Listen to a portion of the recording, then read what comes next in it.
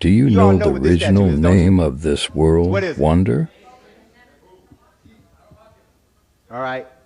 Now, I hear several different names, and let's deal with that issue right now because it's important for us to realize that most of the names of African people, places, and things have been renamed by non-African people. The word pyramid is not an African word. The word Pharaoh is not an African word. The word Egypt is not an African word. The word Sphinx is not an African word. This is a statue of Her Maket, Heru on the horizon. It is an image, and there are many scholars who, upon re-examination of this statue, there are now many scholars who believe that this was the oldest sculpture ever carved by human beings. It has been dated to have been built somewhere between 7,000 and 10,000 years ago. It has the face of Heru, the son of God, and the body of a lion. And one of the things that you must understand when it comes to interpreting African objects is that we must begin to see them through the eyes of African people.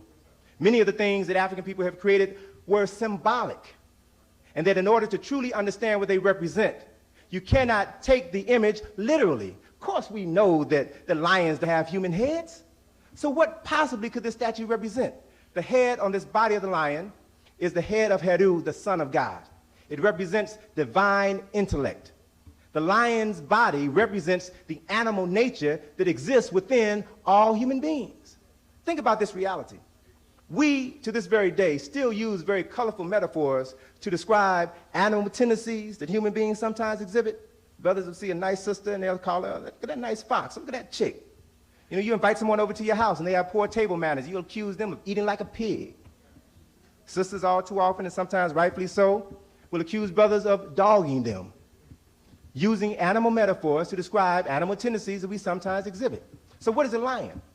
The lion has been regarded as the king of the beasts, represents the king of this animal nature. But if you look at this statue, the statue which is 240 feet long, 66 feet high, you'll see that the body of this lion is sitting down very calmly, very cool, which means that the lower animal nature is now under the control of an educated and refined mind. It is through the development of your intellect that you can conquer the beast that dwells within. That is what this statue represents. And it is because African people understood the essence of who we are and what it takes to elevate our God consciousness that they were able to create 5,000 years ago things that cannot be duplicated today. And that power still exists within you right now.